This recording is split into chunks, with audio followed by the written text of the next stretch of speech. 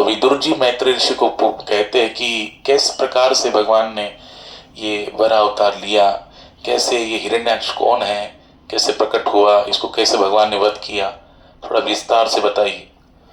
तो उस समय सुखदेव जी वर्णन कर रहे हैं कि जब ये मैत्री ऋषि को विदुर जी पूछते हैं तो मैत्री ऋषि कहते हैं कि एक ऋषि थे, उनका नाम था कश्यप।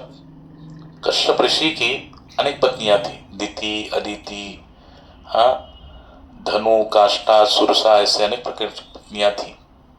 उसमें से जो दिति नाम की उनकी पत्नी थी, वो पुत्र संतति प्राप्त करने की इच्छा से, हाँ, उन्होंने अपने पति को अनुनय विनय किया। तो उस समय कश्यप ऋषि ने उनको आगाह किया कि देखो, तुम्हारी इच्छा को मैं पूर्ण करूंगा, लेकिन ये जो समय है ये सायंकाल का समय है, संध्या काल का समय है, और इस समय भगवान महादेव अपने गणों के साथ आकाश मार्ग में विचरण करते हैं। तो ये ऐसा घोर तमावेला है ना, ये जो समय है बड़ा तमोगुनी समय है, इसलिए इस समय भगवान का ध्यान करना चाहिए। हाँ, हम लोग देखते हैं संध्या काल में हम लोग क्या करते हैं, हाँ, पूजा करते हैं, दीपक जलाते हैं, प्रार्थना करते हैं, जप करते हैं। त्रिकाल संध्या के समय भी गायत्री इसी समय किया जाता है। तो वहां पर कहने लगे कि इस समय अगर कोई गर्भधारणा करता है, कोई स्त्री गर्भधारणा करती है, तो उसके गर्भ से, हाँ, दुष्ट संतति का प्राकट्य होता है, दुष्ट संतति प्रकट होती है।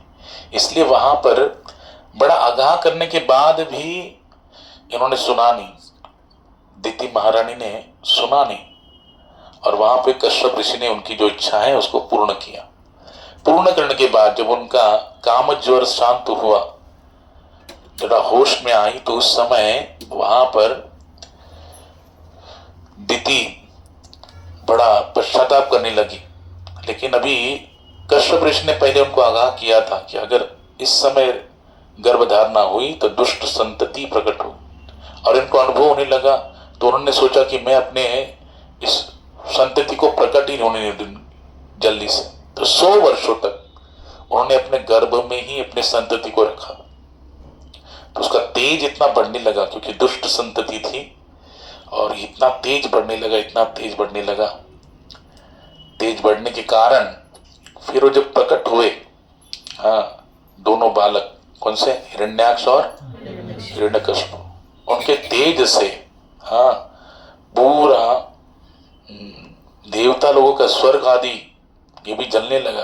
तो देवता समस्त ब्रह्मा जी के पास गए। तो ब्रह्मा जी ने कहा कि इसमें डरने की कोई बात नहीं, मेरे जो प्रथम मानस पुत्र है सनकादिक ऋषि, सनक, सनंदन, सनातन और सनत कुमार, ये भगवान का दर्शन करने के लिए कहा गए थे, वैकुंठ गए थे। और वैकुंठ में गए तो वहां पर भगवान के 2 पार्षद है, जय और विजय, इन्होंने उनको रोक दिया। अब ये है कि छोटे छोटे बालक दिखते हैं, छोटे छोटे 5 साल की आयु वाले, लेकिन है बहुत सबके पूर्वज माने जाते हैं, और बहुत निरंतर भगवान नाम का स्मरण करते हैं, हरीश शरणम, हरीश शरणम, हाँ, भगवान के नाम का स्मरण करते हैं। जब इनको रोका गया तो इनको क्रोध अनावर हुआ, और उस क्रोध में इन्होंने क्या किया, भगवान के दोनों पार्षदों को श्राप दिया कि आप 3 जन्म आपको क्या करना पड़ेगा, बोलो, असुर बनना पड़ेगा, असुर जन्म लेना पड़ेगा। तो ये जब क्षमा याचना कर मांगने लगे उनकी कि हमसे अपराध हो गया, क्षमा कीजिए, वो ये कटाप जो बाहर की जो आवाज सुनकर भगवान भी स्वयं बाहर आ गए, द्वार पर आ गए, और द्वार पर आने के बाद सनकादिक ऋषियों का स्वागत करने लगे, हाँ, उनको सांत्वना देने लगे, उनसे क्षमा याचना मांगने लगे। तो भगवान ने उनको अंदर नहीं लिया। क्यों नहीं लिया? क्योंकि ऋषियों को क्या आ गया था, क्रोध आया था।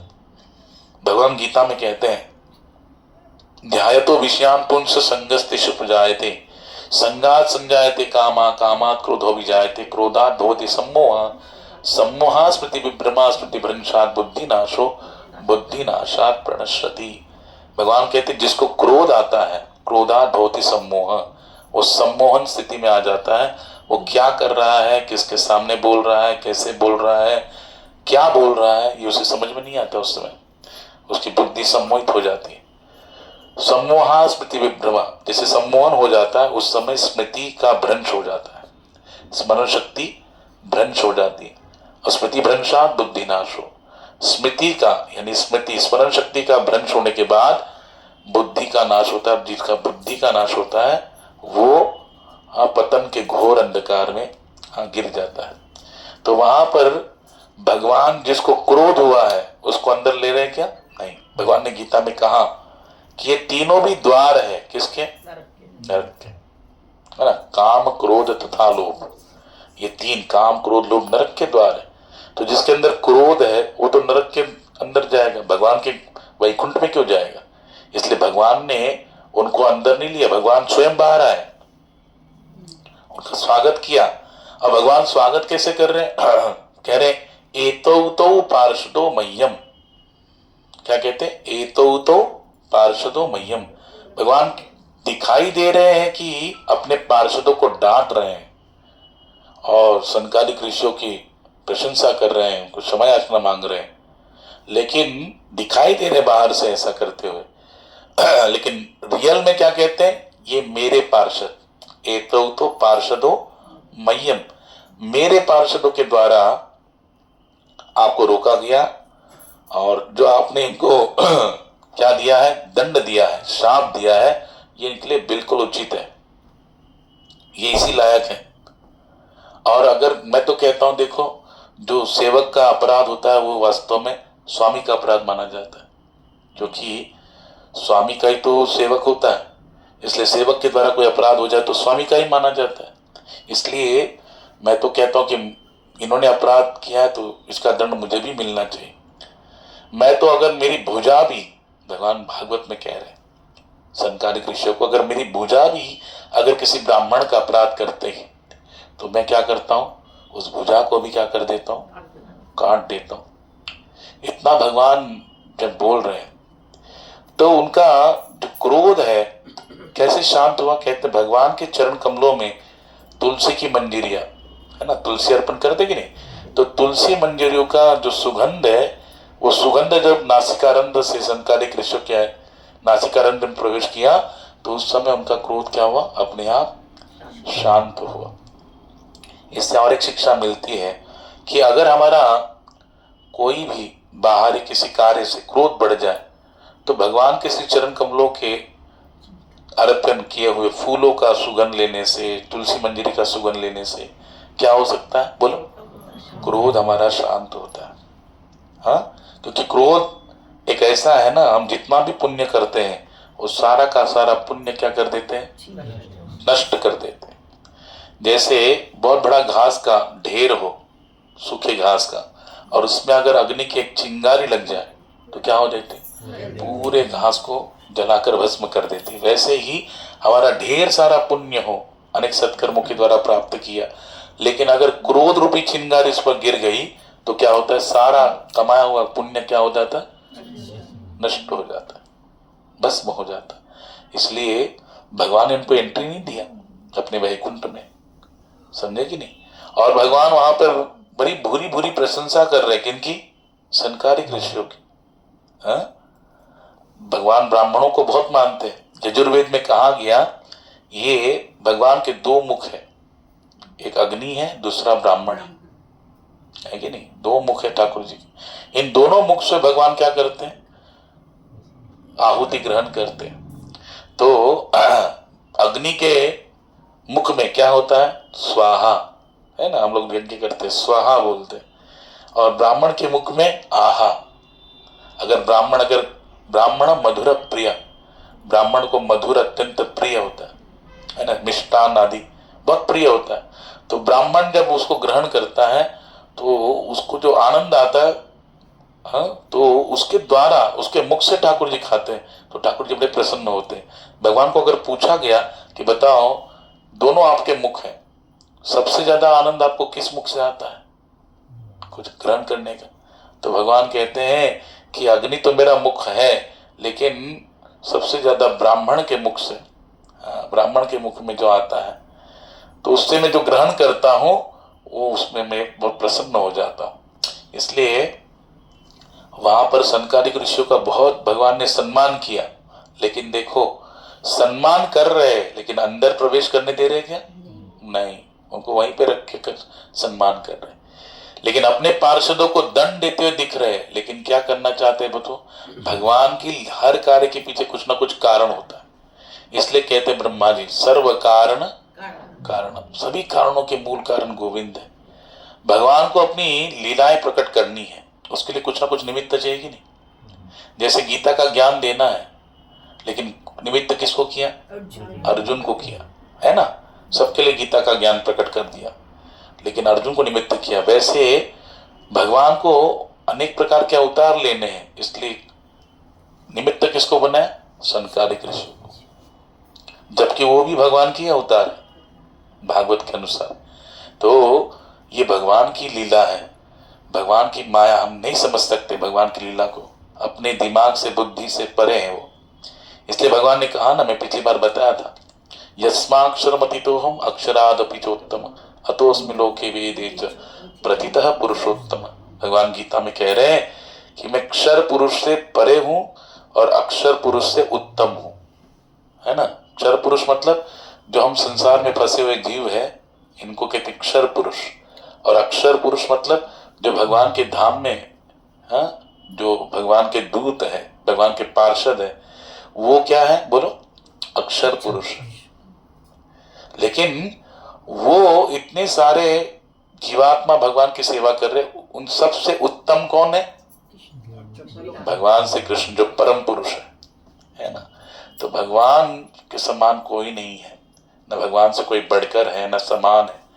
तो ऐसे हरि, और वो हरि सनकादिक ऋषियों के साथ इतना अच्छा बर्ताव करते दिखाई दिए। सनकादिक ऋषि को अपनी क्रोध शांत होने के बाद वहां से चले गए।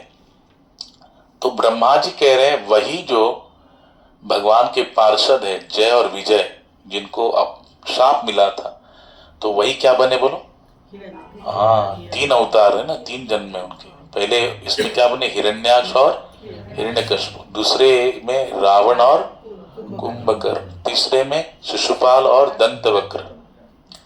ये 3 जन्म उन्होंने लिया, जबकि है भगवान के पार्षद, लेकिन पूरा शत्रु भाव से क्या कर रहे हैं? भगवान के साथ ये कर रहे हैं। तो बताओ, भगवान कितना प्रेम करते अपने पार्षदों से, निज जनों से, कितना प्रेम करते। भगवान ने कहा, ठीक है तुम मेरे पार्षद हो, तुम 3 जन्म लोगे, कष्ट सहन करोगे, लेकिन तुम्हारे लिए मैं 4 बार आऊंगा। तुम 3 जन्म लोगे ना, लेकिन मैं तुम्हारा उद्धार करने के लिए 4 बार आऊंगा।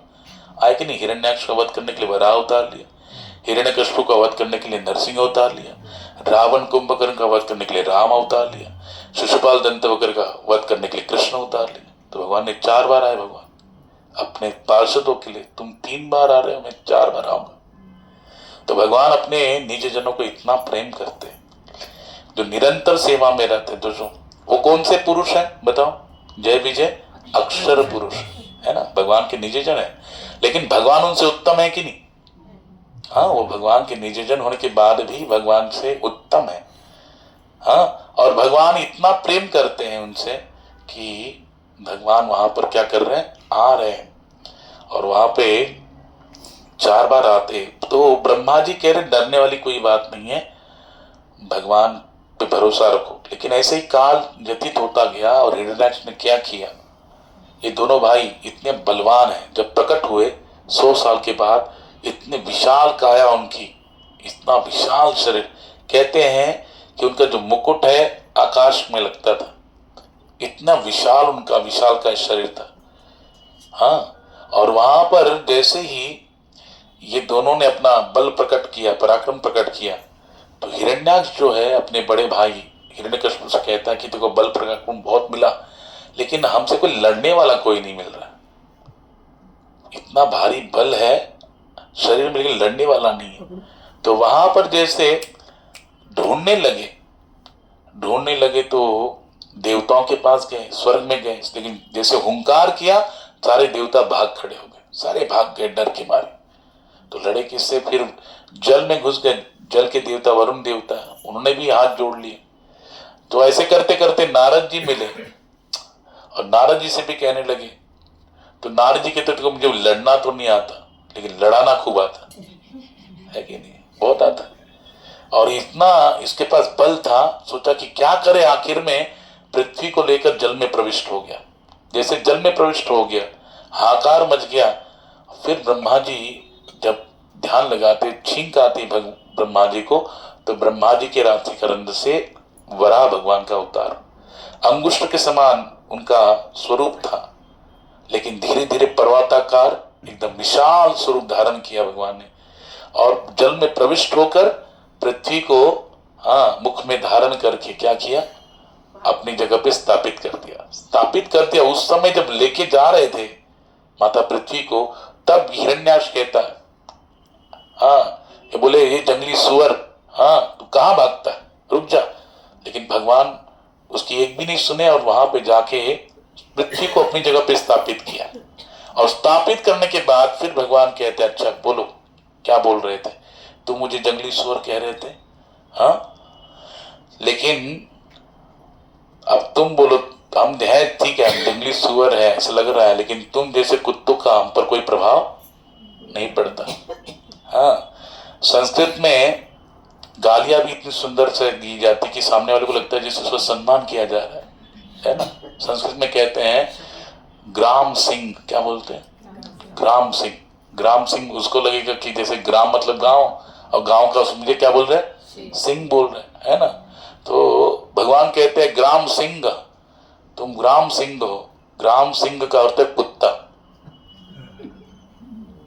और सुनने में क्या लगता है, किसने मेरा स्तुति किया, गांव का शेर, ऐसा बता रहा। तो भगवान वहां पे उसको कहते ग्राम सिंह है, मैं सुअर, लेकिन तुम जैसे कुत्तों के भौंकने का मुझे कोई प्रभाव नहीं पड़ता। इतना बोलने के बाद हिरण्यक्ष इतना तमतमाया, आंखें इतनी लाल लाल हो गई, इतना गुस्सा क्रोध अनावर हो गया, उसने अपनी गदा को भगवान पर प्रहार किया। जैसे प्रहार किया तो ठाकुर जी के हाथ की गदा नीचे गिर गई।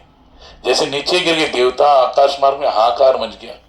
देवता बोले प्रभु ये क्या कर रहे हो, संभाल लो अपनी गदा को, क्योंकि सूर्यास्त के बाद इन सारे असुरों की शक्ति क्या हो जाती, बढ़ जाती, दुगनी हो जाती।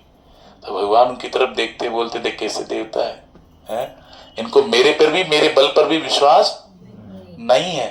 तो बहुत युद्ध हुआ, उसने भी बहुत सारी अपनी माया का प्रदर्शन किया, लेकिन भगवान माया के अधीश्वर है, मायापति है, और उनके सामने कोई भी इसका माया का कोई प्रभाव नहीं चला। आखिर में भगवान ने उस पे गाल पे थप्पड़ मारा। सुखदेव जी कह रहे भागवत में परीक्षित को कि एक ही थप्पड़ मारा, जैसे थप्पड़ मारा तो वमन करता हुआ नीचे गिर गया और चल बसा, मर गया वो। लेकिन देवताओं को अभी भी इच्छा विश्वास नहीं हो रहा। बताओ, इतने देर से लड़ रहा था, एक थप्पड़ में कोई मर सकता है? भगवान के बल के ऊपर भी उनको विश्वास नहीं था। तो वो स्तुति करने लगे भगवान, बोले अभी तो भगवान ने इसको वध कर दिया, भगवान की स्तुति करनी चाहिए। लेकिन वो डर रहे थे कहीं ये जिंदा निकला तो तो स्तुति भी ऐसे कर रहे हैं कि जिससे इसको जिंदा होगा तो इसको बुरा न लगे। देखिए, इसलिए वहां पे स्तुति करते देवता, स्वकार्य कुशला सूरा। वहां भागवत में सुखदेव जी कहते हैं अपने कार्य को कुशलता से संपन्न करने के लिए जो देवता लोग बड़े क्या है, स्वकार्य कुशल है, बहुत कुशलता से अपने कार्य को संपन्न करने की कोशिश करते हैं। स्वकार्य कुशला सूरा। तो वहां पर देवता लोग कहते हैं कि भगवान बताओ इस महाभाग्यशाली को कौन सी गति प्राप्त हो गई होगी। कितना बड़ा सौभाग्यवान है, देखो।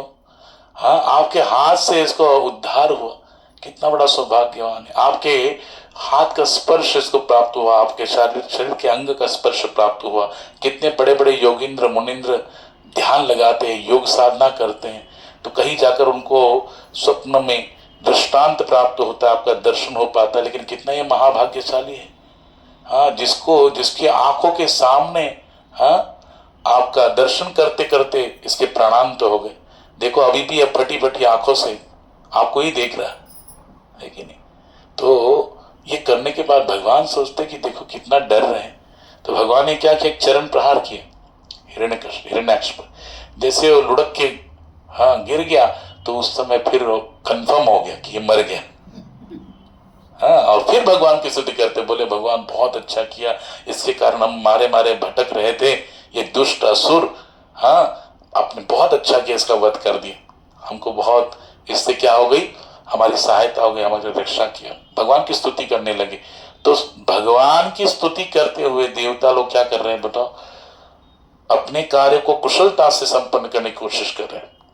तो इस प्रकार से हिरण्याक्ष का वध किया वराह अवतार में भगवान ने।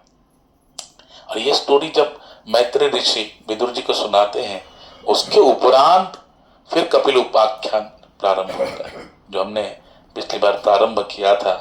और कपिल उपाख्यान में हमने श्रवण किया था कि माता देवहूति और कर्दम ऋषि के यहाँ पे किसका प्राकट्य होता है, कपिल भगवान। अच्छा, कपिल भगवान का प्राकट्य होने के बाद कर्दम ऋषि तो वन में चले जाते हैं, वन में तो कर्दम ऋषि चले जाते हैं, लेकिन माता देवहूति एक दिन भगवान कपिल के पास आकर उनको आसन पे आरूढ़ कर कर चरणों में बैठकर माता देवहूति कहती कि प्रभु मेरे भाग्य के अगर मैं देखूं तो हर किसी को मेरे भाग्य जैसा भाग्य प्राप्त नहीं होता। कितना सौभाग्यवान हूं मैं कि मेरा मायका, हाँ मेरे पिता माता कौन है, मनु और शत्रुपा, हाँ मायके में मेरी सारी इच्छाओं को पूरा किया है, ऐसा कोई भी नहीं, इतना वैभव मेरे पिता के पास में था, कोई कमी नहीं, कोई भी कमी नहीं, सारी इच्छाओं को पूर्तता हुई। और पति भी मुझे क्या प्राप्त हुए, कर्दम ऋषि से पति प्राप्त हुए, महातपस्वी, जिनका केवल संकल्प मात्र से उन्होंने क्या किया बोलो, कामविमान प्रकट कर दिया। जो अपनी इच्छा से संकल्प से उड़ता है, और वहां पर कितनी भाग्यवान हूं, मुझे 9 दिव्य कन्याएं बोलो मेरे घर में जन्म लिया, 9 दिव्य कन्याओं ने, और कन्याओं ने जन्म लिया, उनके जमाई भी मेरे को ऐसे मिले, सुंदर सुंदर ऋषि मुनि, हाँ अरुंधति के मरीचि, अत्रि, अंगिरा, पुलह, पुलस्त्य, क्रतु, भृगु, वशिष्ठ, दक्ष, इतने सारे क्या मिल गए बोलो, जमाई भी मिल गए। और साक्षात भगवान स्वयं आप मेरे घर में पुत्र के रूप में अवतरित हुए। बताओ इतना बड़ा भाग्य मेरा है, लेकिन इतना होने के बाद भी मेरी आत्मा संतुष्ट नहीं है, हाँ? मेरा मन शांत नहीं हो रहा है, तो मैं समझ नहीं पा रही क्या करूं, किसके कारण हो रहा है। तो उस समय भगवान को जब समर्पित हो जाती है तो कहते देखो इंद्रियों का तर्पण क्या है, विषय है ना, लेकिन इंद्रियों का तर्पण है विषय। जैसे आंख का विषय क्या है बोलो, देखना है ना, इसलिए देखो 5 ज्ञानेंद्रिय है, आंख, नासिका, कर्ण, जिह्वा और त्वचा, है ना। शब्द रूप, शब्द स्पर्श रूप रस और गंध, शब्द किसका विषय है, कान का, है ना। शब्द स्पर्श, स्पर्श किसका विषय है, त्वचा का। शब्द स्पर्श रूप किसका है, आंख का। रस किसका है, जिह्वा का। और गंध किसका है, विषय, नासिका का। तो इंद्रियों का तर्पण क्या है, विषय। लेकिन आत्मा तो अतृप्त रहती है, और आत्मा को अगर तृप्त करना है तो बिना भगवान की कृपा के, या जो पूर्ण है, इंद्रिया स्वयं अपूर्ण है। बताओ आंख कितनी पूर्ण है, अगर दूर से देखना हो उसका भी लिमिट है कि नहीं, लेकिन ज्यादा दूर का हो तो आंख से दिख सकता है क्या, ज्यादा दूर का सुनाई दे सकता है क्या, ज्यादा दूर का गंध पता लग सकता है क्या, नहीं। तो ये स्वयं इंद्रिया क्या है, अपूर्ण है। और अपूर्ण इंद्रियों से जो सुख प्राप्त होगा वो भी कैसे होगा, अपूर्ण ही होगा। इसलिए अगर हमें सुखी होना है, आनंदित होना है, हाँ अगर पूर्ण होना है तो हमको पूर्ण से जुड़ना पड़ेगा। और इस जगत में पूर्ण कौन है, ओम पूर्णमदः पूर्णमिदं पूर्णात् पूर्णमुदच्यते पूर्णस्य पूर्णमादाय पूर्णमेवावशिष्यते। केवल एक भगवान ही क्या है, पूर्ण है। इसलिए भगवान श्री कृष्ण के विषय में कहते हैं पूर्ण पुरुषोत्तम भगवान। क्या कहते हैं, पूर्ण पुरुषोत्तम भगवान, जो संपूर्ण कलाओं से हाँ सुसज्जित है, षड ऐश्वर्य संपन्न है, ऐसे ठाकुर जी है, इसलिए पूर्ण है। और ऐसे पूर्ण जो भगवान है उनसे हम जुड़ेंगे तब जाके हम अपने जीवन में क्या हो सकते हैं, सुखी बन सकते हैं, अन्यथा सुखी नहीं बन सकते। इसलिए पिछली बार भी मैंने कहा था, तुकाराम महाराज जी का भंग, आपुला तो एक देव करुण घ्यावा तेने बिन जीवा सुख न। जब तक हम भगवान को अपना नहीं मनाएंगे तब तक हम सुखी नहीं हो सकते, हमको समाधान नहीं मिलेगा। इसलिए मैया मन को भगवान में लगाना चाहिए। जब तक मन भगवान में नहीं लगेगा तब तक मन संतुष्ट नहीं होगा। इसलिए देखो वहां पे कहते हैं, मैं हमेशा उदाहरण देता हूं कि चाबी तो एक ही है कि नहीं, है ना। चाबी इधर मोड़ेंगे तो क्या होगा, ताला बंद होगा, इधर मोड़ेंगे तो क्या होगा, ताला खुल जाएगा। वैसे ही मन है, मन ही बंधन का कारण है और मन ही मोक्ष का कारण है। मन एवं मनुष्याणाम कारणम बंध मोक्षयो। तो अगर मन संसार में लग गया, संसार की तरफ मोड़ दिया तो क्या होगा, बंधन प्रकट करता है। वही मन जब भगवान की तरफ लगा देते हैं तो क्या कर देता है, हमको मुक्ति का रास्ता दिला देता है, हमको मुक्त करा देता है। हाँ, केवल क्या है, मोड़ने का अंतर है। यहां मुड़ेंगे तो लग जाएंगे, बंधन में फंस जाएंगे, वहां लगाएंगे तो क्या होगा, मुक्त हो जाएंगे। इसलिए मैया मन को भगवान में लगाना चाहिए। तो मैया पूछती है, अगला प्रश्न बोलते, मन को कैसे मोड़ दिया जाए, कैसे मोड़ा जाए मन को भगवान की तरफ। तो वहां पर कपिल भगवान कहते हैं, केवल मन को मोड़ने के लिए अगर भगवान की तरफ मोड़ना है तो केवल एक ही रास्ता, वो है संतों का संग। क्या है, संतों का संग, वैष्णव का संग। हाँ, क्योंकि संतों के संग में रहेंगे तो भले हमारा मन अभी भगवान में नहीं लगा है, लेकिन संतों के संग में रहेंगे तो संत क्या करेंगे, हमें भगवान के रूप की महिमा, नाम की महिमा, गुण की महिमा, लीला की महिमा, धाम की महिमा, स्वभाव की महिमा, हाँ, सुना सुना कर, कथा सुना सुना कर हमारे मन को भगवान में लगाने के लिए क्या करेंगे, उपदेश करते रहेंगे। और उनके द्वारा हमारा मन क्या होगा, हठात भगवान की तरफ आकर्षित हो जाएगा, लग जाएगा। जो संसार की तरफ लगा हुआ है वो भगवान की महिमा, नाम रूप गुण लीला धाम की महिमा सुनकर भगवान में लगने लगेगा। क्योंकि जिनका मन भगवान में लगा हुआ है, ऐसे संतों का जब हम संग करते हैं तो उनके संग से हमारा मन जो संसार में लगा हुआ था वो भी भगवान में लगने लगता है। ये संग का प्रभाव है। संग बहुत महत्वपूर्ण है। अगर हम, जैसे कोई बीड़ी पीने वाला है, बीड़ी पीने वाले का संग करेगा कोई व्यक्ति, सज्जन व्यक्ति भी, तो कहीं ना कभी उसको भी बीड़ी का चस्का लग ही जाएगा, है ना। कोई अगर शराब पीने वाले का संग करेगा तो कभी ना कभी वो भी क्या करेगा, हाँ, एक ग्लास तो वो भी पी लेगा, है कि नहीं। ये संग का प्रभाव है। अगर इसलिए क्या कहते हैं, साधु संग सर्वशास्त्र करे। सभी शास्त्रों ने क्या कहा कि भैया अगर संग करना है तो वैष्णव का करो, सच्चे साधु का करो।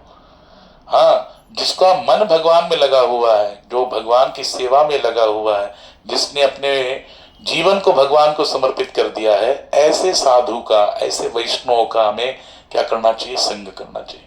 क्योंकि उनका संग करेंगे तो वो भगवान की महिमा सुनाते सुनाते, हाँ, जहां उनका मन लगा है उस ठाकुर जी में हमारा भी मन लगा देंगे।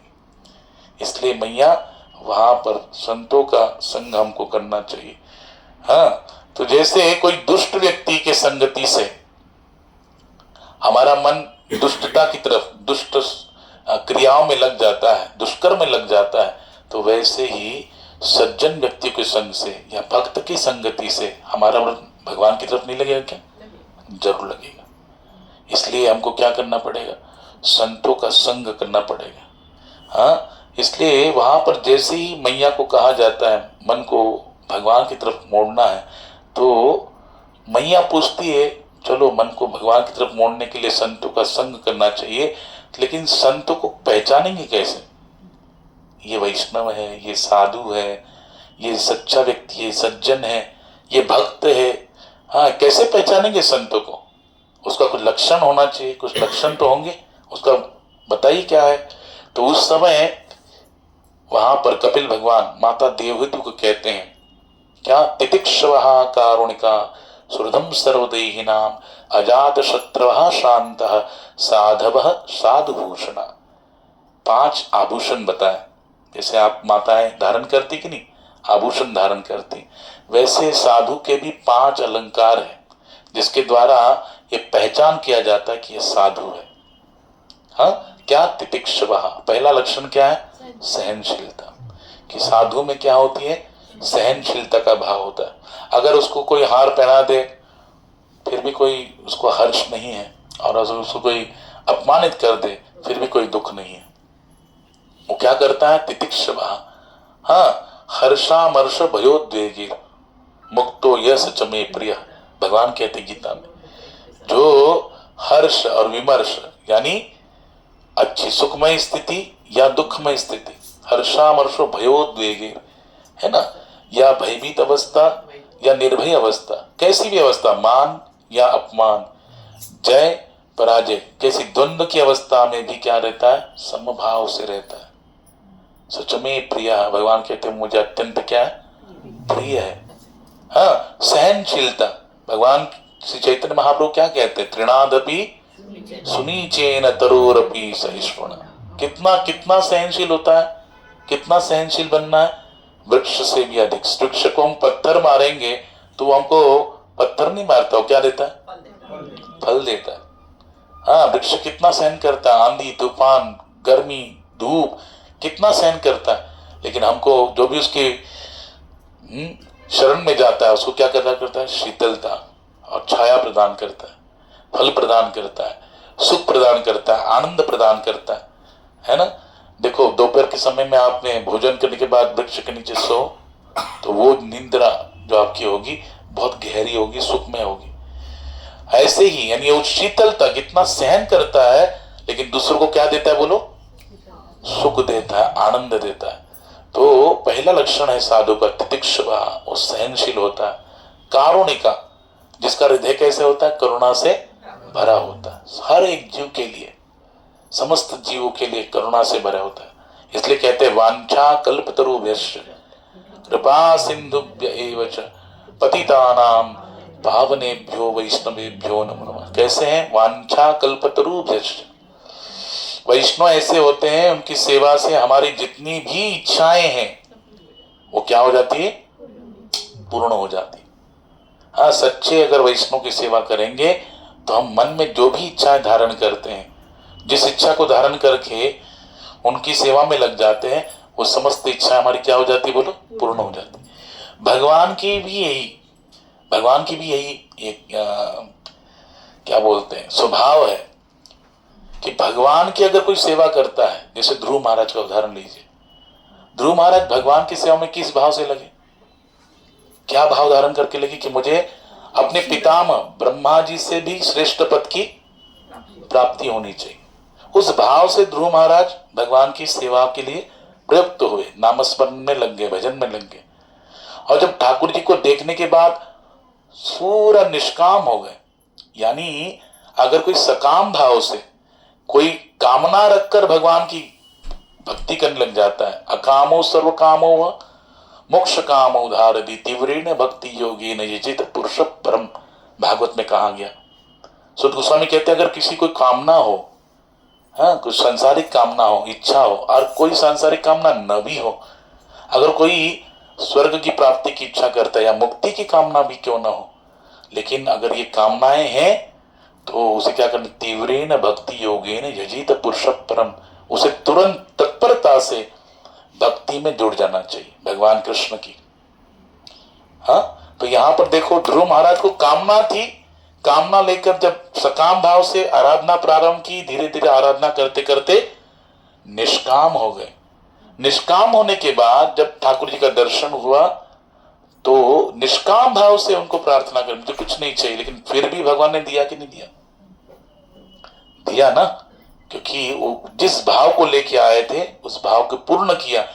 ऐसा भी नहीं है कि चलो अभी तो निष्काम हो गए हैं, निष्काम हो गए तो भगवान उनको फिर संसार की तरफ आकर्षित कर रहे, अटका रहे, ऐसा नहीं है। भगवान ने उनको ऐसा बना दिया कि संसार में रहकर भी, कैसे कमल जैसे पानी में रहता है, तो पानी में रहकर भी पानी से क्या रहता है? अलिप्त रहता है। जग में तुलसी जुग में यू रहो, जो रस नाम कमाही, खाती घी और तेल मीठ फिर भी चिकनी ना आई।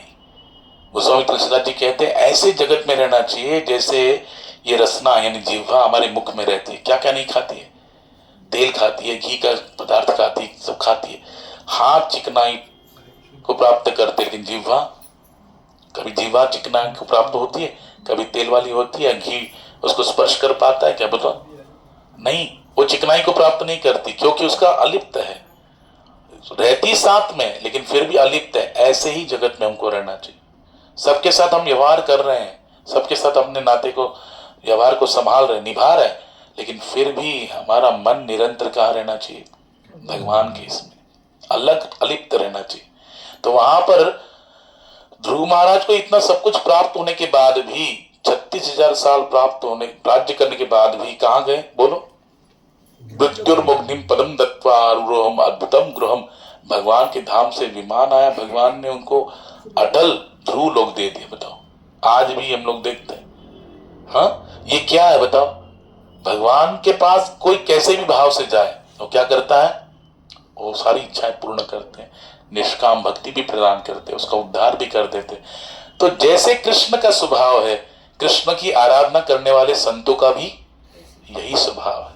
और ऐसे संतों के पास अगर कोई जाता है तो क्या करते हैं? वांछा कल्पतरु जश्च, वो उनको शरणागत होने वाले सभी, हाँ, साधकों की इच्छा को पूर्ण करते हैं। कृपा सिंधुभ्य एव च, कृपा सिंधु है, करुणा के सागर है वैष्णव। एक बार हरि क्या कर लेंगे बोलो? किसी भक्त को ठुकरा देंगे, लेकिन वैष्णव नहीं ठुकराते। और उन्हीं के द्वारा हमारा संबंध भगवान से स्थापित होता है। किसी सच्चे संत के द्वारा, किसी सद्गुरु सच्चे साधु के द्वारा ही किसी कृष्ण से विमुख जीव का संबंध कृष्ण से क्या होता है? पुनः हो जाता है। उसका जो माध्यम बनते वो कौन बनते हैं? वैष्णव बनता है, साधु बनता है। इसलिए कृपा सिंधुभ्य एव च पतितानां पावनेभ्यो वैष्णवेभ्यो नमो नमः। पतितों को भी, कितना भी पतित क्यों ना हो, उसको भी पावन करते हैं कौन? वैष्णव। इसलिए वहां पर कह रहे हैं कपिल भगवान माता देवहूति को कि तीसरा जो लक्षण है तितिक्षवा कारुणिका, इतने करुण हृदय है उनका, बहुत करुणाशील है, सभी जीवों को उद्धार करने के लिए निरंतर प्रयासरत रहते हैं। सुहृदम सर्वदेही नाम, कैसे है? सबके प्रति शुभ चिंतन करते हैं, किसी का अनिष्ट नहीं सोचते, हर एक व्यक्ति का भला हो। हाँ, क्या बोलते हैं? सर्वे भवन्तु सुखिनः सर्वे सन्तु निरामया सर्वे भद्राणि पश्यन्तु मां कश्चित् दुःख भाग भवेत्। हाँ, सर्वे भवन्तु सुखिनः, वो सबको सुखी करने के लिए कोशिश करता है। देखो, जो हमारे पास होगा ना, जो अंदर होगा, वही क्या निकलता है बोलो? बाहर प्रकट होता है, बराबर कि नहीं? जिसका अंदर ही, जिसको अनंत सुख की प्राप्ति हो गई हो, वो बाहर भी क्या कर प्रदान करेगा? सुख ही प्रदान करेगा, है ना? वो दुख नहीं प्रदान करेगा। इसलिए अगर किसी सच्चे संत के सानिध्य हम जाते हैं, सच्चे वैष्णव के, सच्चे साधु के सानिध्य में जाते हैं, तो उनके सानिध्य में रहकर उनके अंदर जो सुख है, अनंत सुख है, जिसकी प्राप्ति उनको हो गई है, ऐसे सुख की प्राप्ति हमें भी होने लगती है। वो हमको प्रदान करते। क्यों? क्योंकि वो सभी जीवों के प्रति क्या है? शुभ चिंतन करते, सुहृद है, सबके शुभ चिंतक है, परम मित्र है। और चौथा कहते हैं साधु का लक्षण अजात शत्रुवः, वो किसी के साथ भी शत्रुता नहीं रखते। इसका सबसे बड़ा प्रमाण है महाभारत में युधिष्ठिर महाराज। युधिष्ठिर महाराज जब वनवास काल में ये लोग थे पंच पांडव, तभी इनको कष्ट देने के लिए दुर्योधन आदि क्या हो गए बोलो? सेना लेके आ गए, हाँ, इनको कष्ट देने के लिए। लेकिन वहां पे किसी भिल्ल जाति के लोगों से उलझ गया और दुर्योधन को बंदिस्त बना लिया गया। तो उसका जो सेवक था वो भागते हुए कहां पे आया? युधिष्ठिर के पास आया, पंच पांडवों के पास आया। तो युधिष्ठिर महाराज तो धर्म के अवतार है, उन्होंने तुरंत आज्ञा दिया किसको? भीम को और अर्जुन को, जाओ उसको छुड़ाओ। बोले इतना अत्याचार उन्होंने किया, हाँ, उसके कारण हम वनवास भोग रहे और आप कह रहे हो उसको छुड़ाओ, मरने दो उसको वहीं पे। बोले नहीं, हाँ, अभी धर्म हमारा यह कहता है कि जाके उसको छुड़ाओ, वो हमारा भ्राता है कैसा भी हो, और उस संकट के काल में उसको छुड़ाओ। और जैसे जाकर दुर्योधन को भीम और अर्जुन क्या करते हैं? उस भिल्ल के द्वारा छुड़ा लेते हैं, उनके पास से मुक्त कर देते हैं, तो दुर्योधन बड़ा लज्जित होता है, अपमानित फील करता है। लेकिन देखो युधिष्ठिर महाराज कितने महान अजात शत्रुवा है, इतनी शत्रुता भाव रखकर उनको मारने के लिए उद्यत रहने वाला, निरंतर उनका अनिष्ट सोचने वाला दुर्योधन, लेकिन वो संकट में परिस्थिति में है तो कौन आए भाग के? बोलो, युधिष्ठिर महाराज आए। युधिष्ठिर महाराज कितने धर्मपरायण, धर्म के अवतार है, साक्षात धर्म है। जब युद्ध होता है ना, युद्ध प्रारंभ हुआ, युद्ध प्रारंभ होने से पहले युधिष्ठिर महाराज पहले चलकर आज्ञा लेते, किससे? पितामह भीष्माचार्य से, कि पितामह आप मुझे आज्ञा प्रदान कीजिए कि मैं युद्ध कर सकूं आपसे। हाँ, फिर द्रोणाचार्य के पास जाके आशीर्वाद लेते हैं, आज्ञा लेते हैं, फिर कुलगुरु कृपाचार्य के पास जाकर आज्ञा लेते हैं। तो ये क्या होता है? विधि होती है, हाँ, एक शिष्टाचार होता है। धर्म के अवतार है युधिष्ठिर महाराज, पहले जाके अपने वरिष्ठों से क्या करते हैं? बोलो, आज्ञा लेते कि आप आज्ञा कीजिए, आप आशीर्वाद प्रदान कीजिए कि मैं धर्मपूर्वक अपने युद्ध को लड़ सकूं, आपके विरुद्ध धर्मपूर्वक लड़ सकूं। ये आपकी कृपा से हो सकता है। और वो लोग सोचो, कोई आपके चरण स्पर्श करेगा, हाँ, तो आप क्या उसे गालियां देंगे? आपका उसका अहित सोचेंगे? आप क्या करेंगे? तुरंत आपके हृदय से क्या आएगा? बोलो, आशीर्वाद आएगा कि नहीं? कोई चरण स्पर्श करता है तो क्या होता है? आशीर्वाद आ जाता है। कोई सेवा करता है हृदय से हमारी, तो तुरंत हृदय से दुआ आती है, आशीर्वाद लगता है। तो वहां पे दुर्योधन कहता है, देखो मैं कैसे लोगों के साथ में खड़ा हूं, किसको मैंने सेनापति बनाया, वो है मेरे पक्ष में, हाँ, उसका शरीर यहां पर लेकिन हृदय वहां पर है, उसका सारा आशीर्वाद पांडवों के लिए। तो बोल, तब पितामह कहते, अगर कोई तुम्हारे भी चरण छूने, कल अगर तुम्हारे चरण कोई छुएगा, तुम्हारा अनुज, तो तुम भी क्या करोगे? आशीर्वाद। तुम्हें तो युधिष्ठिर के चरण को छूना चाहिए था, उनको आशीर्वाद उनसे आशीर्वाद लेना चाहिए था। वो तुम्हें आशीर्वाद देते, यशस्वी भव, विजयी भव, वहां पे वो दिल से आशीर्वाद देते, लेकिन तुम अपना अहंकार लेके बैठे हो, है ना, तो कैसे मिलेगा तुमको? इसलिए देखो, साधु का लक्षण है कि अजात शत्रुवा, वो कभी किसी को शत्रुत्व भाव से नहीं देखता, सबके साथ मित्रतापूर्ण व्यवहार करता है। उसके साथ चाहे कितना भी कोई शत्रुत्व भाव से रहे, लेकिन फिर भी उसके साथ वो मित्रतापूर्ण व्यवहार करता है। ये शरीर है ना, इसका प्रमाण है। इस शरीर में, हमारे शरीर में, ये हमारा शरीर है कि नहीं? और इस शरीर में कितने सारे अंग प्रत्यंग है, आंख है, कान है, नासिका है, जिह्वा है, त्वचा है, ये दांत है, हाथ है, पांव है, इतने सारे अंग प्रत्यंगों से ये शरीर बनता है। ये हमारा शरीर है। जब भोजन करते हुए, जब जिह्वा ये दांतों के बीच में, 32 दांतों के बीच में आ जाए, तो कट से क्या कर लेते हैं? दांत उसको जोर से काट लेते हैं। अच्छा, काट लेने के बाद, हाँ, कोई ऐसा सज्जन व्यक्ति सोच सकता है ना, अरे तुम 32 हो तो क्या है, अकेली जिह्वा पे अपना राज चलाओगे, कुछ भी करोगे, इतना कष्ट दोगे? अभी तुम्हें दिखाता हूं। और ऐसे लेके हथौड़ा लेकर अगर मार दे तो क्या होगा? हाँ, हथौड़ा लेकर अगर दांतों पे मार दे तो क्या होगा? दर्द घटेगा कि बढ़ेगा? बढ़ेगा। तो जब बुद्धिमान होता है, वो भले जिह्वा उसके बीच में आई है, 32 दांतों के बीच में कट गई है, दुख हो रहा है, कष्ट हो रहा है, लेकिन उसके जवाब में वो 32 दांतों को तोड़ने की कोशिश करेगा क्या? नहीं। हाँ, निज प्रभु मय देख ही जगत कहीं सन करही विरोध। गोस्वामी तुलसीदास जी कहते हैं, निज प्रभु मय देख ही जगत कहीं सन करही विरोध। सब जगह विद्या विनय संपन्ने ब्राह्मणे गविहस्तिनी शुनि चैव सुपाके च पंडिता समदर्शिना। सब जगह जो भगवान का दर्शन करता है, हाँ, ठाकुर जी का दर्शन करता है, चाहे वो विद्या संपन्न ब्राह्मण हो, चंडाल हो, हाथी हो, गाय हो, वृक्ष हो, कुत्ता हो, सब जगह ठाकुर जी का दर्शन। निज प्रभु में देख ही जगत, सृष्टि के कण कण में ठाकुर जी का दर्शन करने वाला वो किससे विरोध करेगा? बता, प्रहलाद महाराज पर इतना हिरण्यकशिपु आघात पे आघात करते जा रहा है, फिर भी उनके हृदय में अपने पिताश्री के प्रति कोई भी वैर भाव नहीं है। समझे कि नहीं?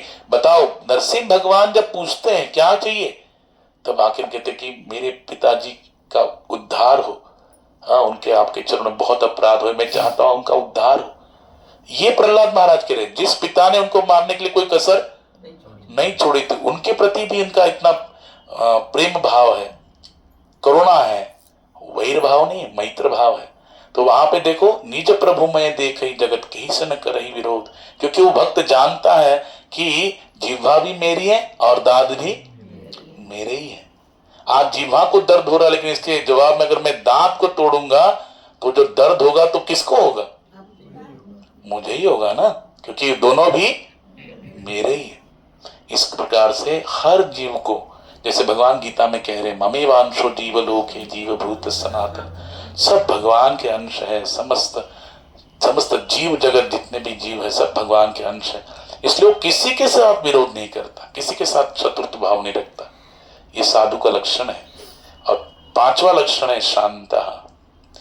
हाँ, साधु कैसे रहता है? शांत। शांत क्यों रहता है मालूम है? क्योंकि जो भगवान गीता में कहते हैं, साधु के अंदर दो बातें दिखती है। एक तो भगवान कहते हैं गीता में, भोक्ता राम यज्ञ तप नाम सर्वलोक महेश्वरम सुहृदम सर्व भूतानाम ज्ञात्वा माम शांति पृच्छति। भगवान ने कहा गीता में 5वें अध्याय के 29वें श्लोक में कृष्ण कह रहे हैं कि क्या है? भोक्ता राम यज्ञ तपस्या, जो यज्ञ और तपस्याओं का भोक्ता मुझे जानता है, सर्वस्त लोकों का महेश्वर स्वामी मुझे जानता है, समस्त जीवों का शुभचिंतक मुझे जानता है। ये तीन प्रकार से जो मुझे जानता है, उसे ज्ञात्वा माम शांति पृच्छति, उसे शांति प्राप्त होती। और वही 12वें अध्याय में कृष्ण कहते, श्रेयो इन ज्ञानम अभ्यासात् ज्ञानात् ध्यानम विशिष्यते ध्यानात् कर्म फल त्याग त्यागा शांतिर अनंतरम। उसका जीवन में त्याग है। जिसके जीवन में त्याग है उसका स्वभाव कैसे होगा? शांत होगा। जो भक्त में जीवन में लगा हुआ है, जो भगवान के भजन में लगा हुआ है, भगवान की सेवा में लगा हुआ है, भगवान के चिंतन में लगा हुआ है, निरंतर भगवान को कैसे मैं प्रसन्न कर सकता हूं, ऐसे कार्यों में, ऐसे भक्ति में कार्य में सतत अपने मन बुद्धि शरीर को इंद्रियों को अर्पण किया हुआ है, वो उसको कहां चांस है। और मैं कहा ना, हम जिसकी आराधना करते हैं उसका ही क्या होता है बोलो? उसका जो गुण है हमारे अंदर भी प्रकट होने लगता है। इसलिए वहां पर कहते हैं शांताकारम भुजग शयनम पद्मनाभम सुरेशम, यानी ठाकुर जी कैसे शांताकार है, शांत है, तो हम उनकी आराधना करने वाला भी कैसे होगा बोलो? शांत ही होता है। हाँ, इसलिए भगवान ने भागवत में भी कहा है, 11वें स्कंद के 14वें अध्याय का 16वां श्लोक है, निरपेक्षम मुनिम शांतम निर्वैर समदर्शनम अनुब्रजाम्य हम नित्यम पूये यत्यंग्रिणो भी। हाँ, जो निरपेक्ष है, अपेक्षा रहित है। साधु किसे कहते हैं? जो अपेक्षा रहित है, जिसको कोई अपेक्षा नहीं, कोई आशा नहीं, किसी से कुछ नहीं। वो निरपेक्ष भाव से क्या करता है? जगत की और भगवान की सबकी सेवा में लगा रहता है। अपेक्षा रहित जीवन, निरपेक्षम मुनिम। मुनिम का मतलब जो निरंतर भगवत चिंतन में मग्न रहता है, भगवान का निरंतर सततम कीर्तयन्तो माम यतन्तच्च दृढव्रताः नमस्यन्तच्च माम भक्त्या नित्युक्ता उपासते। भगवान खुद कह रहे हैं 9वें अध्याय में। तो सतत जो भगवान के नाम का चिंतन करता है वो मुनि, निरपेक्षम मुनिम, शांत। शांत यानी क्या? जो ठाकुर जी की सेवा में लगा है वो कैसा है? शांत है। निरपेक्ष मुनिम शांत निर्वैर समदर्शनम, किसी से बैर नहीं और सबको समान दृष्टि से देखता है। ऐसा अनुप्रजाम्य हम नित्यम पूये यत्यंग्रिणोमि। उद्धव जी से भगवान कह रहे भागवत में कि मैं ऐसे शुद्ध वैष्णवों के पीछे पीछे भागता हूं। क्यों भागते हैं भाई? आगे क्यों नहीं रहते? बोले उनके चरणों से उड़ती हुई धूल को अपने शरीर में धारण कर कर मैं पवित्र मानता हूं, अपने आप को पवित्र करता हूं। सोचिए कितना वैष्णव का पद धूलि का कितना महानता है, संत के साधु के चरण धूलि का कितना महात्म्य है। ठाकुर जी स्वयं कह रहे हैं ऐसे भक्तों के मैं पीछे पीछे भागता हूं और उनके चरण धूलि को अपने शरीर पे धारण करके क्या मानता हूं? पवित्र, स्वयं को पवित्र कर लेता हूं। वही भगवान उसी 11वें स्कंद के 14वें अध्याय के 15वें श्लोक में कहते हैं, न तथा में प्रियतम आत्म योनिर्न शंकर न च संकर्षणो न श्रीर नैवात्म च यथा भवान। भगवान कह रहे हैं उद्धव जी से, कितना प्रिय मुझे साधु, कितना प्रिय है। न तथा में प्रियतमा आत्मयोनिन शंकरा। अरे उद्धव जी, जितने तुम जैसे भक्त मुझे प्रिय हो, उतना तो मेरा पुत्र कौन है? ब्रह्मा जी। हाँ, न तथा में प्रियतमा आत्मयोनिर। आत्मयोनिर का मतलब होता है भगवान के नाभि से प्रकट हुए कौन? ब्रह्मा जी। ओ इतना प्रिय नहीं है मुझे, ब्रह्मा जी इतने प्रिय नहीं। शंकर, भगवान शिव मुझे इतना प्रिय नहीं। न तो संकर्षणो, संकर्षण यानी भगवान बलराम, मेरे बड़े भ्राता बलराम जी मुझे इतने प्रिय नहीं। न श्री, श्री यानी लक्ष्मी, मेरी भारिया लक्ष्मी मुझे इतनी प्रिय नहीं। आत्मा नैवात्मा जो यथा भगवान। और यहां तक क्या कहूं, ये मेरा जो शरीर है ना, इतना सुंदर शरीर, हाँ, ये दिव्य शरीर, वो भी मुझे इतना प्रिय नहीं है जितना कि तुम जैसे शुद्ध भक्त मुझे प्रिय हो। इसलिए तो मैं तुम्हारे पीछे भागता हूं। समझे कि नहीं समझे? इसलिए साधु के लक्षण बताए कपिल भगवान ने माता देवहूति को, क्योंकि माता देवहूति जानना चाहती है कि जिन संतों का संग करने के लिए तुम कह रहे हो, वो संतों का लक्षण क्या है। तितिक्षवः कारुणिका सुहृदं सर्वदेहिनां अजात शत्रुवः शान्तः साधवः साधु भूषण। ये 5 लक्षण जिनमें हो, क्या? सहनशीलता, दया, और बोलो शुभ चिंतन, सभी जीव के प्रति। किसी को अपना शत्रु नहीं मानते, मित्रवत व्यवहार करते हैं और शांत है, वो साधु है। और ऐसे साधुओं का हमें क्या करना चाहिए? संग करना चाहिए। तो वहां पर बहुत सुंदरता से कपिल भगवान कहते हैं, ऐसे साधु के संग में रहने से क्या होगा? सताम प्रसंगा मम वीर्य संविदो भवन्ति ऋतकर्ण रसायना कथा तज्जोषणादाश्व अपवर्ग वर्त्मनि श्रद्धा रतिर भक्ति अनुक्रमिष्यति। क्या कहते हैं कपिल भगवान कि जब इन साधुओं के संगत में, सच्चे साधु के संग में रहेंगे, तो वो साधु क्या करेगा? आपको भगवान की महिमा सुनाएगा, भगवान के नाम की महिमा, गुण की महिमा, रूप की महिमा, लीला की महिमा, धाम की महिमा, स्वभाव की महिमा, उनके कृपालु दयालु स्वभाव की महिमा, उनके भक्तों की महिमा, हाँ, उनके चरित्रों की महिमा, भागवत की महिमा जिसमें वर्णन है, ऐसे सुनाएंगे। और ये निरंतर सुनने से, उनके मुखारविंद से, तो हमारे हृदय में क्या होगा? श्रद्धा। क्या प्रकट होगी? श्रद्धा। ठाकुर जी के प्रति एक श्रद्धा भाव प्रकट होगा। और श्रद्धा से फिर आगे चल के श्रद्धा रति, रति यानी प्रेम प्रकट होगा ठाकुर जी के प्रति, अपनत्व तो प्रकट होगा। और प्रेम के बाद फिर क्या होगा? शुद्ध भक्ति प्राप्त होगी। इसलिए भगवान ने कहा, ब्रह्म भूत प्रसन्न आत्मा न सोचती न कांक्षति सम सर्वेषु भूतेषु मद भक्तिम लभते परमा। ऐसा जो महात्मा होता है, जो ऐसे लगे रहते हैं, तो उनको मैं अपनी भक्ति प्रदान करता हूं। भक्ति प्रदान करने का अर्थ क्या होता है? भक्ति जिस हृदय में होगी, ध्यान से सुनिए, जिस हृदय में भक्ति का निवास होता है, सकल भुवन मध्य निर्धनास्ते धन्या निवसति हृदि तेषां श्री हरिर्भक्ति रेखा हरिरपि निज लोकम सर्वथा तो विहाय प्रविशति हृदि तेषां श्री भक्ति सूत्रोपनद्ध।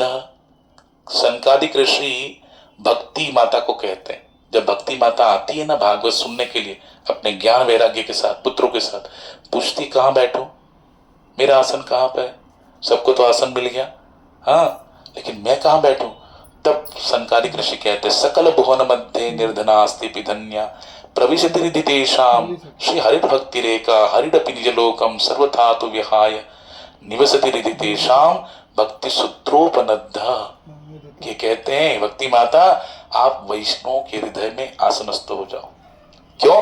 क्योंकि निरंतर वो हरि भक्ति रेखा, भरी भक्ति में क्या होते हैं? निरंतर लगे रहते हैं, हाँ। और ऐसे हरि भक्ति में लगे हुए, हाँ, हृदय की तरफ ठाकुर जी आकर्षित हो जाते हैं। हरिरपि निज लोकम सर्वथा तो विहाय। भगवान श्री हरि अपने धाम वैकुंठ को छोड़कर, त्याग कर क्या करते हैं? उस वैष्णव के हृदय में आकर आसनस्थ हो जाते हैं, जिस हृदय में आप निवास करती है भक्ति माता, है ना। और क्या होता है?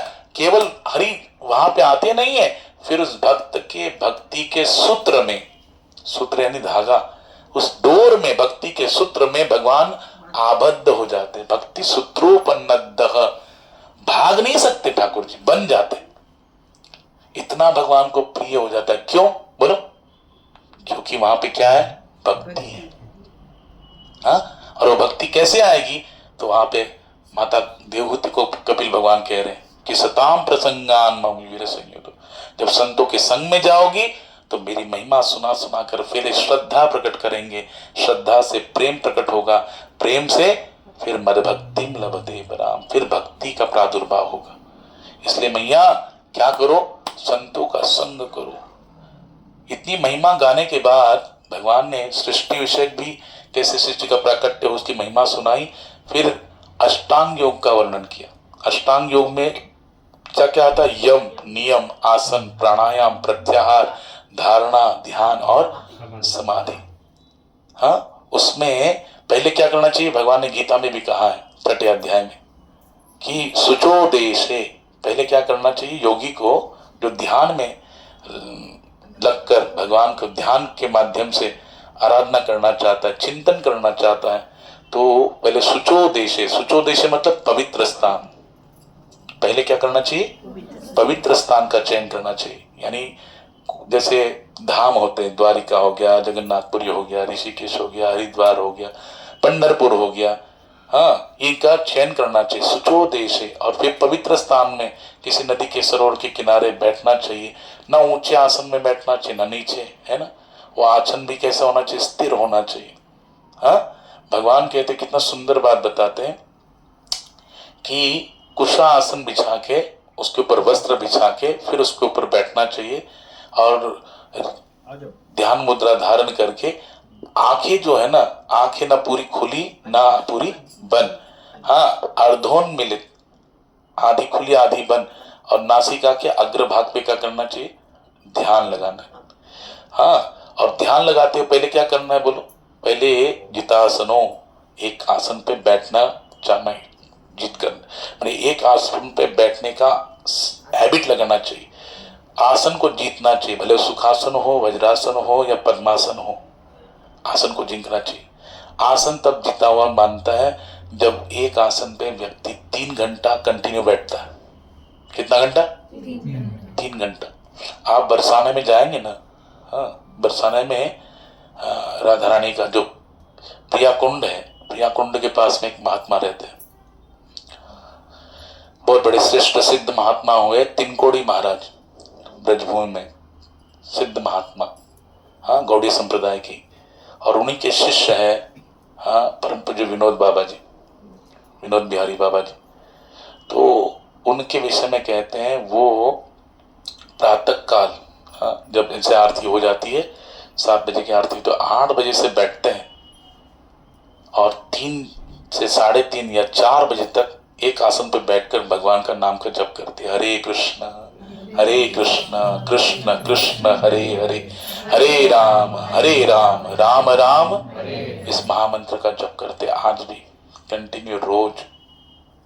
हाँ, उसके उपरांत ही फिर कुछ ग्रहण करते हैं, एक ही टाइम ग्रहण करते हैं और ग्रहण करने के बाद फिर बाहर निकलते हैं परिक्रमा करने के लिए, बरसाने की परिक्रमा करते हैं, फिर राधा रानी का दर्शन करेंगे, राधा रानी का दर्शन करके आएंगे, फिर रात को फिर कीर्तन होगा 8 से लेके 11 बजे तक रात को कीर्तन होता है। महामंत्र का कीर्तन स्वयं करते हैं और कीर्तन करते करते फिर देर रात 12-1 बजे शयन को जाते हैं, पुनः सुबह प्रातः काल ब्रह्म मुहूर्त में जगना, ये सब क्रियाएं चलती। तो बताओ, एक आसन पे बैठ के क्या कर रहे बोलो? नाम का भजन कर रहे। आप देखेंगे अभी वृंदावन में आप जाएंगे तो इतनी भीड़ है, 12 महीने भीड़ है, किसी मंदिर में जाने की इच्छा नहीं, तो इतनी भीड़ है। ये भीड़ कैसे बढ़ी? संतों के, हाँ, संतों की महिमा के द्वारा। संतों ने अपनी मुखारविंद से ब्रज की महिमा को गाया और उस वृंदावन की महिमा को सुनकर भक्त लोग वहां पे आने लग गए, बसने लग गए, समझे कि नहीं।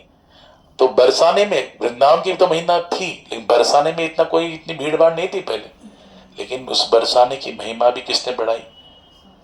संत ने बढ़ाई। और आज वहां पे कितने सारे लोग, ये तो सुना, मैं जब जा रहा था वृंदावन कार्तिक में, तो एक परिवार मिला हमको, वो है गुजराती है, लेकिन वो बोलते वहां पे गुजराती कॉलोनी है बरसाने में, कॉलोनी समझते ना, हाँ, जिसमें बहुत सारे घर हो, तो बोले बरसाने के अंदर हमारी एक गुजराती कॉलोनी है। तो मैं थक कर रह गया, पहले ना कोई जाता था आता था, ये तो वो वहां पे गुजराती कॉलोनी बन गई। हाँ, तो इतना सही से कैसे बन गया? क्योंकि उस धाम की महिमा को किसने बढ़ाया? उस संत ने बढ़ाया। हाँ, बताओ, उनके द्वारा लोगों का श्रद्धा बढ़ी कि नहीं? उनके द्वारा लोगों का प्रेम बढ़ा कि नहीं? उनके द्वारा उनके अंदर भक्ति भाव बढ़ा कि नहीं? आया ना, श्रद्धा रतिर भक्ति अनुक्रमशति, कपिल भगवान कह रहे संत के संग से क्या होगा? पहले श्रद्धा जगेगी, फिर रति जगेगी, फिर भक्ति बढ़ेगी। ये क्रमश अनुक्रमशति, ठाकुर जी कह रहे हैं, धीरे धीरे क्रमवार, पहले श्रद्धा, फिर रति, फिर भक्ति, ऐसे जगेगी। और ये जब जगती है तो व्यक्ति बावला हो जाता है। आपको कहूं कि किसी ऐसे वैष्णव ने कहा अपने सत्संग में, ये प्रैक्टिकल बात बता रहा हूं, सच्ची बात है, सत्य बात, सत्य घटना, कि भैया कि कहीं जाने की जरूरत नहीं, यही वृंदावन है, समझे कि नहीं, यही वृंदावन है, ये घर ही वृंदावन है, ये सत्संग हॉल ही वृंदावन है। तो उसने पूछा कि ये आपका लाइन गलत है। जो सत्संगी था सुन रहा, तो बोले लाइन गलत है। बोले क्यों? बोले कि ये प्राकृत माया का क्षेत्र है कि नहीं? माया का क्षेत्र है, ब्रह्म क्या है? मायापुर है, मायापुरी है, वो तो मायापुर वहां पे, ये तो मायापुरी है, माया का पूरा यहाँ पर आकर्षण फैला हुआ है, प्रभाव फैला हुआ है। तो आप इसको यहाँ पर और वहां पे कैसे कह सकते हैं? वो तो आध्यात्मिक धाम है। ब्रज में आप जाएंगे, मैंने आपको इंसिडेंस बताया था, अभी हम लोग 84 को उसमें गए थे, तो एक कन्या मेरे साथ गई थी, हाँ, एक बहुत अच्छी, उसका वो टीचर है, जो मुख्य बधिर है ना बच्चे, उनको सिखाती है। हाँ, तो वो पहले आने के लिए तैयार नहीं थी, और जब उसको पता लगा कि जा रहे हैं, तो अपनी सहेली के साथ, वो भी आ रही थी, तो इसके साथ आने लगी। लेकिन थोड़ा हमारा आगे पीछे हुआ, डेट आगे पीछे हुआ, तो उसको जिस दिन हमारा वहां से प्रस्थान था, उसका एक दिन और एक बढ़ गया, और उसने उसी के पहले जो डेट थी उसके अनुसार अपना स्कूल में बता दिया था, मैं इस टाइम आ जाऊंगी, रिपोर्टिंग करूंगी इस दिन। लेकिन जैसे हमारा एक दिन बढ़ गया, तो वो बड़ी चिंता में हो गई, लग गई उसमें। तो बोले नहीं नहीं नहीं, मैं नहीं जा सकती, मेरे को आना ही पड़ेगा, मेरे टिकट बना दो। तो मैं बोला आपको पहले टिकट कैंसिल करना पड़ेगा, फिर टिकट बनाओ, फिर तत्काल में बनाए, ये सब। मैं बोला पहले आप आओ, आप दर्शन करो, आनंद लो, फिर देखेंगे। फिर तत्काल तुरंत तो निकलेगा नहीं ना, एक दिन पहले निकलेगा, तो पहले आप आओ। जैसे वो आई, हमारे साथ यात्रा प्रारंभ हुई, दर्शन करने लगी, उसको इतना आनंद आया, इतना आनंद आया। वो, मैं पूछ रहा हूँ क्या करना है, तुम्हारा टिकट निकालना है कि नहीं निकालना है, बताओ, समय निकल जाएगा। तो बोलती हाँ बताती हूँ बताती हूँ बताओ। मैं क्या हुआ, अरे एक दिन बकाया, बताओ, नहीं तो नहीं मिलेगा। तो बोले नहीं प्रभु जी, ऐसा मुझे लग रहा है, जब से आई हूँ ऐसा लग रहा है, पहले तो लगा था कि मैं तुरंत चली जाऊं, लेकिन जैसे यहाँ पे आई ऐसा लगता कि जाओ ही नहीं, अब मैं आपके साथ ही जाऊंगी, आप लोग के साथ ही जाऊंगी। तो बताओ इतना परिवर्तन कैसे आता है? बताओ बम्बई में आएगा क्या? हाँ, स्थान की महिमा है कि नहीं? एक बार राम जी और लक्ष्मण जी जा रहे थे क्षेत्र से, और क्षेत्र में जाने के बाद लक्ष्मण जी को ऐसा भाव जगा कि मैं राम जी के साथ युद्ध करूं, द्वंद्व युद्ध करूं, प्रभु राम के साथ, जिनके लिए लक्ष्मण जी ने, जबकि उनको कुछ ये नहीं मिला था, बताओ वनवास किसको मिला था? राम जी को मिला था।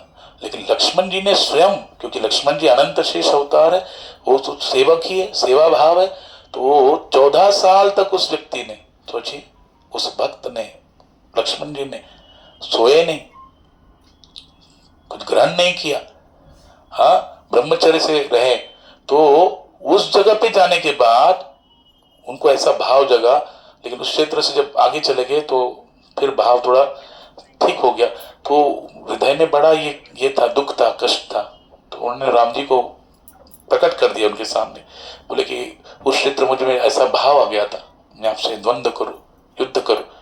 तो राम जी कहे तुम्हारा दोष नहीं, उस स्थान का दोष है, क्योंकि उस स्थान में पूर्व काल में 2 भाई लड़े थे, सुंद और उपसुंद नाम के 2 असुर भाई थे, और एक स्वर्ग की अप्सरा आई थी तिलोत्तमा, उसको प्राप्त करने के लिए, हाँ, ये दोनों भाई लड़ रहे थे। तो उसने कहा देखो, हाँ, तुम दोनों में से मैं किसी को एक को ही प्राप्त होंगी। अब किसे प्राप्त होंगी, कैसे तय होगा? बोले तुम लड़ाई करो, लड़ाई में जो जीतेगा वो मेरा पति होगा। तो यहां पर उसको प्राप्त करने के लिए दोनों भाई क्या होते, लड़ाई किए थे, उसका प्रभाव उस भूमि में अभी तक है, इसलिए तुम्हारे मन में ये भाव जगा, हाँ, मेरे से युद्ध करने का।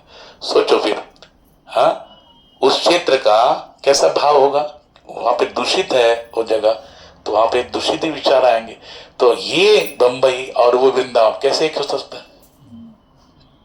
बताए, हो सकता है?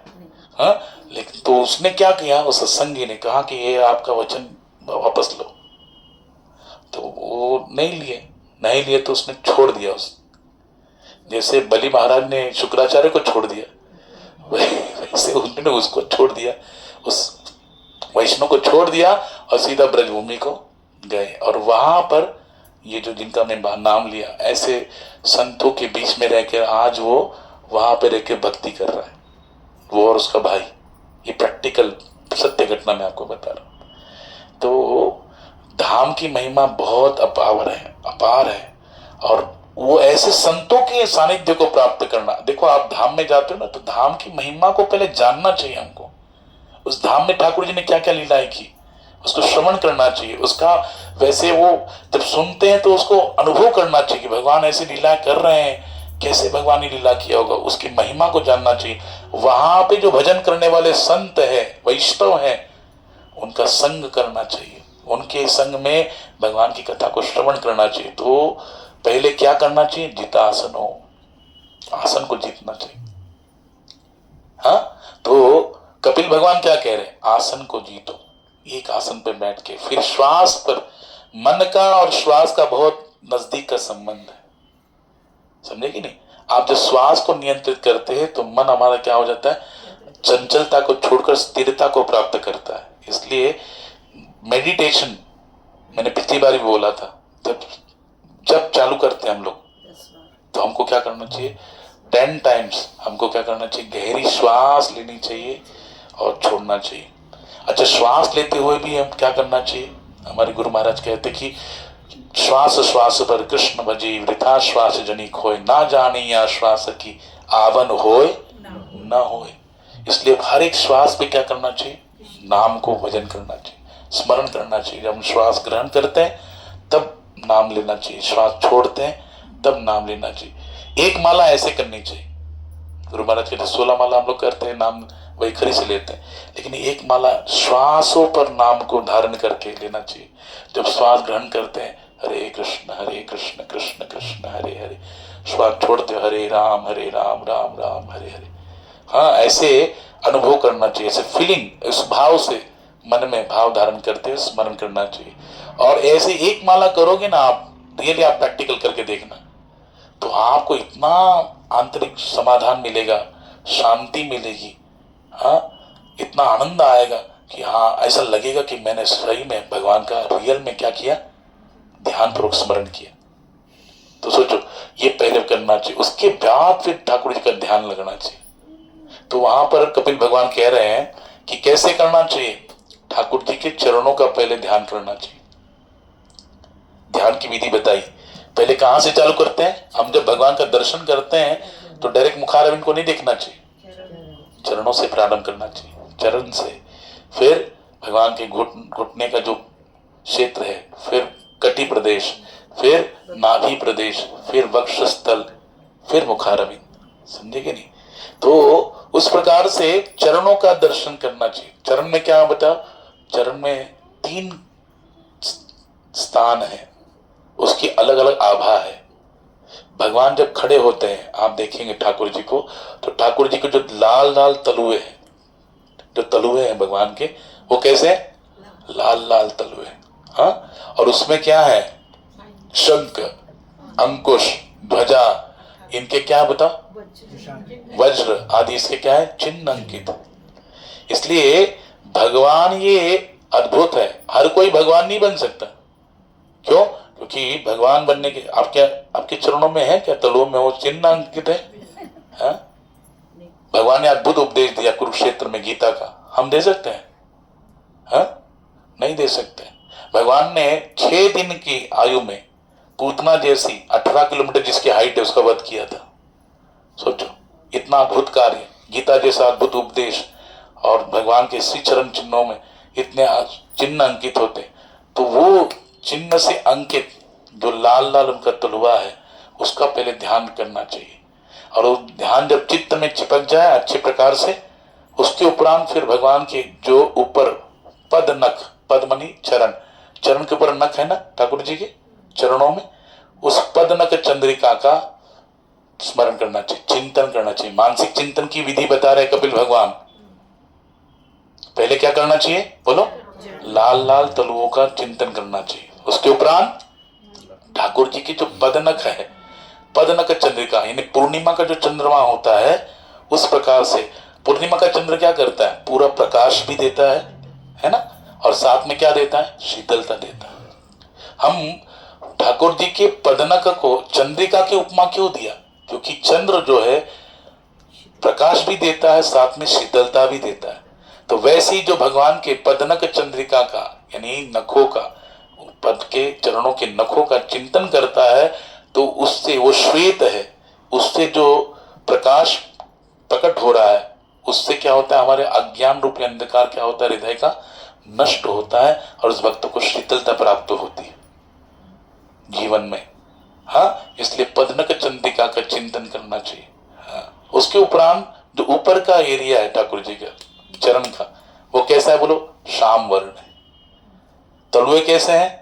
लाल है ना। और पदनक चंद्रिका कैसी है? श्वेत है। और ऊपर का जो विभाग है, भाग है ऊपर का, ये एरिया कैसा है? श्याम है। तो तीन कलर्स वहां पे उपस्थित है। तो भगवान के उस वहां चरणों को उपमा दी गई त्रिवेणी की। किसकी? त्रिवेणी की। त्रिवेणी संगम में जाएंगे प्रयाग में, 3 नदियां हैं, गंगा, जमुना और, तो गंगा की धवल धारा है, यमुना की श्याम धारा है, और सरस्वती की रक्त कांति है। ऐसी धारा है ना। तो ये तीनों भी रंग वहां पे क्या है? उस पदनक चंद्रिका भगवान के चरणों में। हरे कृष्ण प्रभु। तो उसमें उपस्थित है। बड़ा सुंदर भाव से कपिल भगवान वर्णन करते हैं कि वो त्रिवेणी का संगम है। ठाकुर जी के चरण कमल कैसे बोलो? त्रिवेणी का संगम है, कि लाल लाल उनके तलुए है, पदनक चंद्रिका श्वेत है, और बोलो हाँ, जो ऊपर का जो त्वचा का रंग है वो कैसा है? ऊपरी भाग श्याम वर्ण है। इसलिए गंगा की धवल धारा और यमुना की श्याम धारा और सरस्वती की रक्त कांति। लेकिन देखो, हम जब जाते प्रयाग में संगम में, तो वहां पे गंगा जी की धवल धारा दिखती है, यमुना जी की श्याम धारा भी दिखती है, लेकिन सरस्वती की रक्त कांति हमको दर्शन नहीं होती, लुप्त होती है ना। त्रिवेणी में ये लुप्त हो जाती। वैसे जब ठाकुर जी खड़े होते हैं तो ठाकुर जी की ऊपर के जो शरीर की श्याम कांति हमको दर्शन के लिए प्राप्त होती है ना। पदनक चंद्रिका वो भी दर्शन के लिए हमको प्राप्त होती है, लेकिन ठाकुर जी के जो तलुए का है ना, तलुए के दर्शन वो हमको नहीं प्राप्त होते। जो भगवान की नित्य सेवा में विराज लगे रहते हैं, पुजारी सेवा में, उनको भगवत कृपा से वो दर्शन प्राप्त होता है, लेकिन सबको नहीं होता है ना। तो ऐसे ही वो भगवान का चरणारविंद का ध्यान करना चाहिए। हाँ, जैसे हम लोग देखते हैं माताएं वेणी गुंथती है, तो 3 विभाग होते है ना, 3 विभाग होते, लेकिन जैसे गुंथते जाती है तो एक क्या हो जाती है? लुप्त हो जाती। दिखती कितनी है?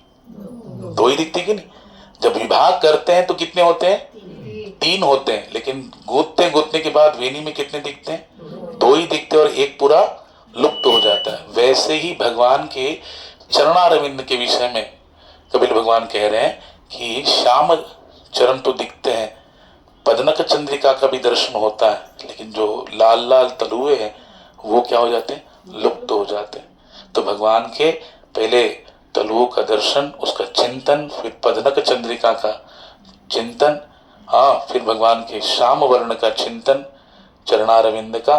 और इसलिए देखो, कमल सदृश ठाकुर जी के जो पूरे शरीर को क्या बताया गया? श्री रामचंद्र कृपालु भजमन हरण भव भय दारुणम, नभ कंज लोचन कंज पद कर कंज मुख कंजारुणम। गोस्वामी तुलसीदास जी कहते हैं कि ठाकुर जी का जो पूरा शरीर है वो कैसा है, कमल सदृश है। हाँ?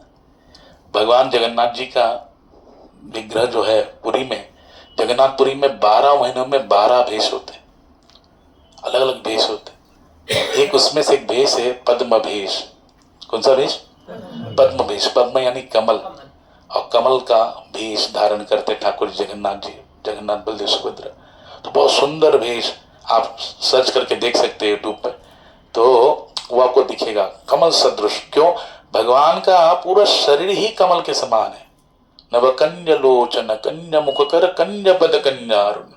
ठाकुर जी का मुखारविंद कमल के समान है, ठाकुर जी का चरण मुखारविंद कमल के समान है, दिव्य नेत्र है भगवान के, पूरा शरीर कमल के समान है। क्यों भगवान के शरीर को कमल की उपमा दी गई, कमल के सदृश है?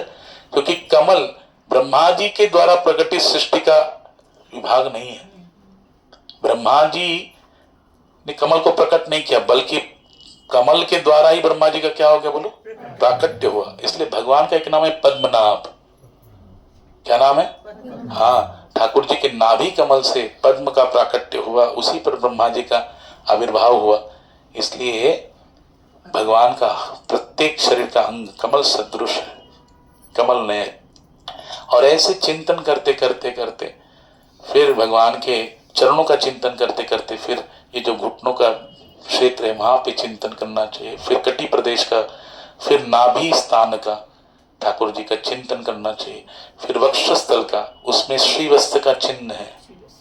हाँ, फिर कंठ में कौस्तुभ मणि विराजमान है, उसका चिंतन करना चाहिए। फिर भगवान का मुखारविंद का, भगवान की मुखारविंद जो मुस्कुराहट से, मुस्कान, दिव्य मुस्कान से युक्त है, ऐसे भगवान के दिव्य मुस्कान का, मुखारविंद का हमको क्या करना चाहिए, चिंतन करना चाहिए। चिंतन विधि कपिल भगवान माता देवहूति को बता रहे, वर्णन करे भागवत में। और वहां पर पुष्प धनुष जैसे ठाकुर जी की क्या है, भ्रुकुटी है, मत्स्य के समान भगवान के विशाल नेत्र है। हाँ, और लाल लाल बिंबाफल जैसे भगवान के अधर है। हाँ, और उसमें देखो जो बिंबाफल जैसे ओष्ठ है, अधर है, हाँ, उसकी जो परछाई है, उसका प्रतिबिंब इस श्वेत दंतावली पर गिर जाती है। इसके कारण वो श्वेत दंतावली भी कैसे दिखते, अनार के जैसे दाने होते हैं रस भरे, वैसे ठाकुर जी की दंतावली वहां पे दर्शन को प्राप्त हो जाती है। ऐसे दर्शन करते करते भगवान के मुखारविंद का, ललाट का, अंग प्रत्यंग का दर्शन करते करते ध्यान करना चाहिए। हाँ, हाँ, भगवान का मुस्कुराता चेहरा, एक महात्मा कहते हैं ब्रज में, कहते हैं कि ठाकुर जब मुस्कुराता चेहरा हुआ जो है, उससे क्या भगवान संकेत देते कि भगवान कहना चाहते कि देखो हर परिस्थिति में मुस्कुराना चाहिए, हर परिस्थिति में प्रसन्न रहना, ये भी भगवान की क्या है, एक सर्वोपरि भक्ति है ना। लेकिन कौन प्रसन्न रह सकता है? भगवान कहते ब्रह्म भूत प्रसन्नात्मा। जो भगवान की भक्ति में, चिंतन में, भजन में, सेवा में निरंतर लगा हुआ है, उसी को वास्तविक प्रसन्नता प्राप्त होती है। समझे कि नहीं? तो ये चिंतन की विधि का वर्णन किया कपिल भगवान माता देवहूति को, और इस चिंतन विधि से ठाकुर जी का ध्यान करना चाहिए, ये मानसिक चिंतन है। हाँ, इसलिए मैंने आपको कहा कि एक माला हमको क्या करना चाहिए, श्वास पे धारण करके, महामंत्र को श्वासों पर धारण करते हुए, एक माला श्वास पर धारण करते हुए करनी चाहिए। तो उसका जो आनंद है और मानसिक चिंतन, हम लोग जपा करते हैं, सब कुछ करते हैं, लेकिन मेडिटेशन एक विधि है, उसमें अगर 5 मिनट भी हम लोग बैठे, हाँ 5 मिनट सुबह स्नान करके 5 मिनट बैठ के भगवान का चिंतन करते हैं, जैसे कपिल भगवान यहाँ पे भागवत में वर्णन कर रहे माता देवहूति को, इस प्रकार से अगर चिंतन करेंगे हम लोग, तो सोचिए कि धीरे धीरे धीरे हमारा जो चंचल मन है वो क्या होगा बोलो, स्थिरता को प्राप्त हो जाएगा। भगवान ने कहा, जब अर्जुन ने प्रश्न करते हैं 6 अध्याय में श्रीमद् भगवद गीता में, चंचल ही मना कृष्ण प्रभाति बलवद दृढ़म तस्याहम निग्रहम मन्ये वायुरीव सुदुष्करम। ठाकुर जी इतना चंचल है, इतना चंचल है, मैं वायु को नियंत्रित कर सकता हूँ, लेकिन मन को नियंत्रित नहीं कर सकता। तो ठाकुर जी कह रहे अभ्यास इन्हें तो कौन थे या वैराग्य न चक्रिय थे, अभ्यास करना पड़ेगा। मन भागता है, वापस उसको भगवान के चिंतन में स्थिर करना पड़ेगा, उसका अभ्यास करना पड़ेगा। तो कैसे अभ्यास करना चाहिए, ये भगवान कपिल माता देवहित को बता रहे कि भैया इस प्रकार से भगवान का चरणों से चिंतन प्रारंभ करके उनके लाल लाल तलुए, उस पे अंकित जो अनेक प्रकार के चिन्ह अंकित है, शंख वज्र ध्वजा आदि, उसका चिंतन करते हुए फिर पदनक चंद्रिका, भगवान के शाम जो ऊपर की त्वचा है, चरण है, ऊपर के विभाग है, उसका दर्शन करना चाहिए। फिर घुटने का, फिर कटी प्रदेश, फिर नाभि, फिर वक्षस्थल, फिर कंठ स्थान, फिर मुखारविंद। ऐसे करने से ये बहुत सुंदर भाव है। तेरी मंद मंद मुस्कनिया, तेरी मंद मंद मुस्कनिया पे बलिहार प्यारे जो, मैं बलिहार प्यारे जो। हो तेरी मंद मंद मुस्कनिया, हो तेरी मंद मंद मुस्कनिया पे बलिहार प्यारे जो, मैं बलिहार प्यारे जो। तेरे बाल बड़े घुंघराले, लटके ये काले काले, तेरे बाल बड़े घुंघराले, लटके ये काले काले, तेरी मोर मुकुट लटकनिया, हो तेरी मोर मुकुट लटकनिया पे बलिहार प्यारे जो, मैं बलिहार प्यारे जो।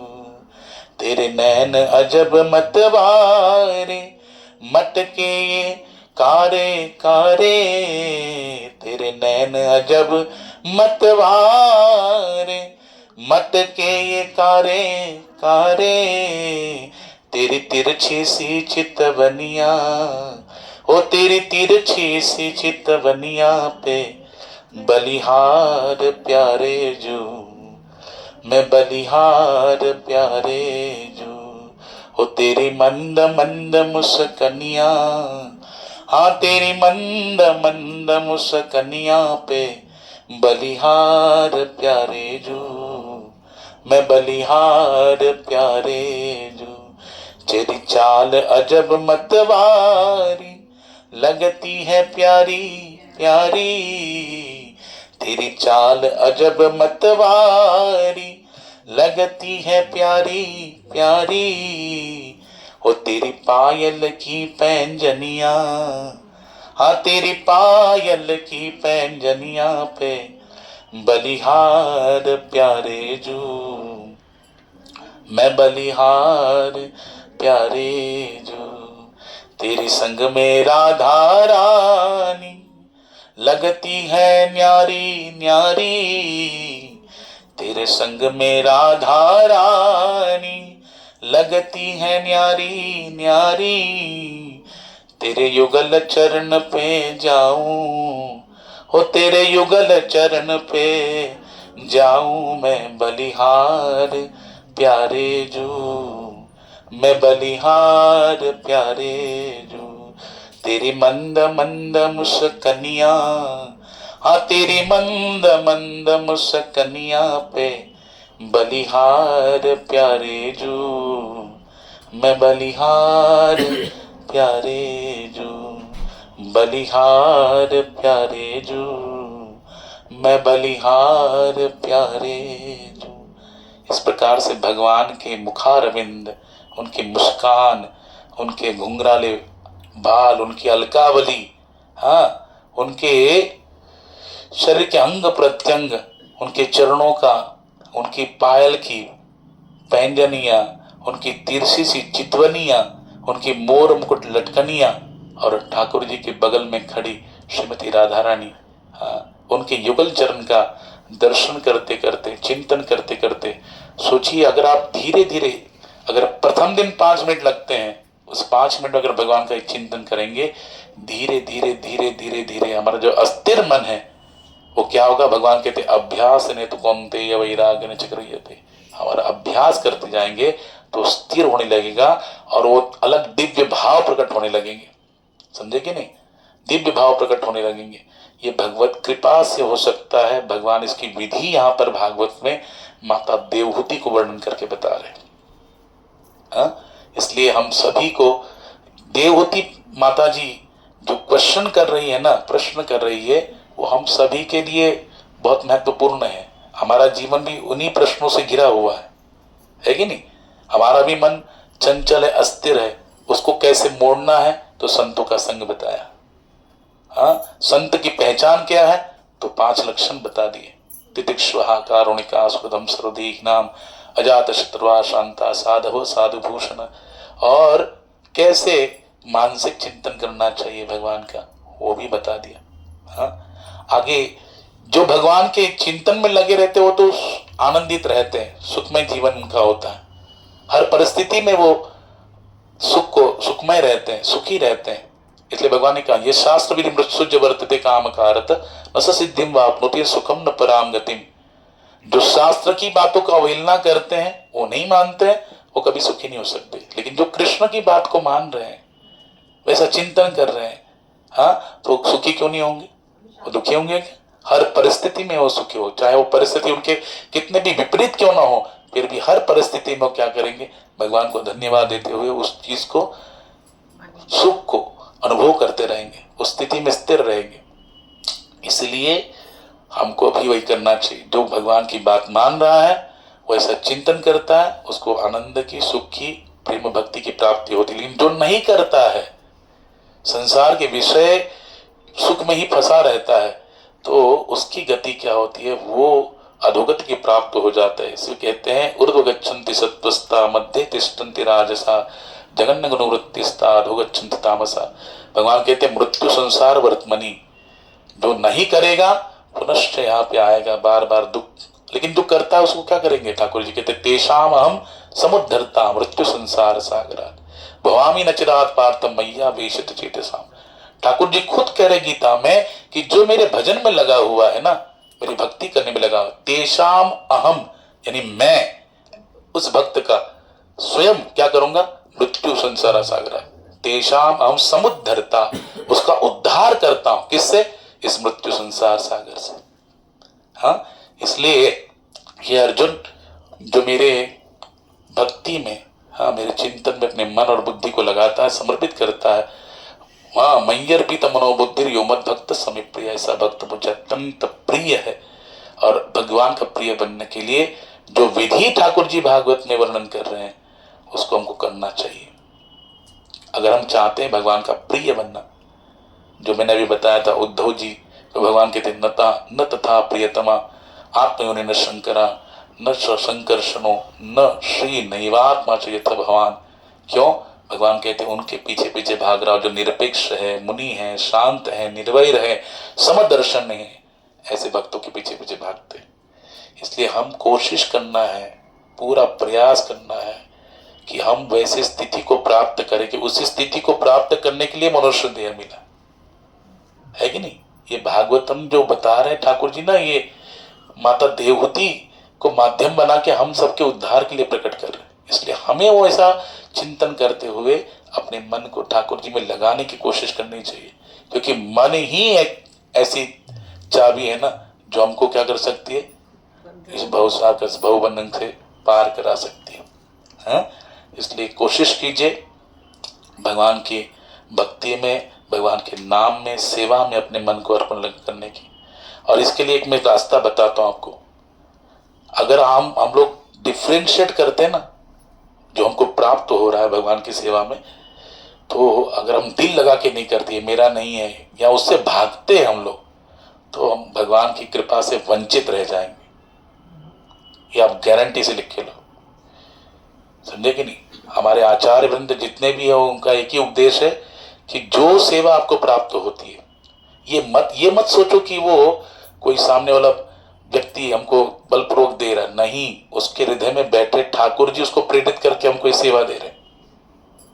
और ये सेवा करने से मेरा क्या होगा? बोलो, कल्याण हो जाएगा, उद्धार हो जाएगा। ठाकुर जी मेरे प्रति उद्धार करने के लिए भावना से युक्त होकर मुझे ये आदेश दे रहे हैं, उसके द्वारा प्रेरित करके ये आदेश दे रहे हैं, अगर हम उस सेवा को भागते रहेंगे तो देखो, जब तक सेवा नहीं करोगे कुछ भी नहीं आएगा, न नम्रता आएगा, न सहनशीलता आएगा, न दूसरों को सम्मान देने की भावना आएगी। और अगर ये तीनों भी नहीं आएगा तो कभी भी कीर्तनीय सदाहरि नहीं हो सकता। अगर हम चाहते हैं सदैव भगवान का नाम कीर्तन करना तो ये तीन गुण हमारे अंदर होने चाहिए। और नम्रता पहले होनी चाहिए। पहला नंबर भगवान ने, महाप्रभु चैतन्य ने नम्रता को दिया, तृणादपि, पहला नम्रता को दिया। क्यों? क्योंकि विनय के द्वारा ही विद्या विनय संपन्न है। कोई भी विद्या हो, चाहे भौतिक हो या आध्यात्मिक विद्या हो, वो संपन्न होती विनय से, नम्रता से। और नम्रता आएगी भगवान की सेवा से। इसलिए जो सेवा आपको प्राप्त हो जाए, ये मत सोचो मैं इतना पढ़ा लिखा हूं, मैं इतना वैभवशाली हूं, जीवन मेरा धनवान हूं, मेरा ये स्टेटस है। स्टेटस बिटस भगवान के सामने क्या स्टेटस है? ठाकुर जी स्वयं राजस्व यज्ञ में, बताओ, झूठे पत्तल उठा रहे संतों के। ठाकुर जी अनंत कोटि ब्रह्मांड के नायक, वो दिखा रहे हैं जो सबसे छोटा बन के देता है वो ठाकुर जी की नजर में सबसे बड़ा होता है। और इसके लिए आपको सेवा करना पड़ेगा। अगर नहीं सेवा करेंगे तो कभी भी नहीं होगा। इसलिए जो सेवा मिले वो हमको स्वीकार कर पूरा हृदय से, पूरा मन से, शरणागति भाव से, भगवान को प्रसन्न करने के भाव से उसको अच्छी प्रकार से नियोजन पूर्वक करना चाहिए, जिससे ठाकुर जी प्रसन्न हो। तो भगवान उससे प्रसन्न होकर कृपा करेंगे, हमारा भक्ति भाव और आगे बढ़ता जाएगा। प्रेम भक्ति, शुद्ध प्रेम भक्ति हमको प्राप्त हो जाएगी। समझे कि नहीं? तो यही कोशिश करनी चाहिए। हमारे सन्मुख, हमारे साथ में श्रीमान राधाकांत प्रभु यहाँ पे आए हैं। बहुत अच्छे भक्त है, बहुत अच्छे कृष्ण भक्त है। और मैं तो कहूँगा हमारे पास अभी 10 मिनट, मैं प्रभु जी को थोड़ा रिक्वेस्ट करूँगा कि थोड़ा सा भगवान के विषय में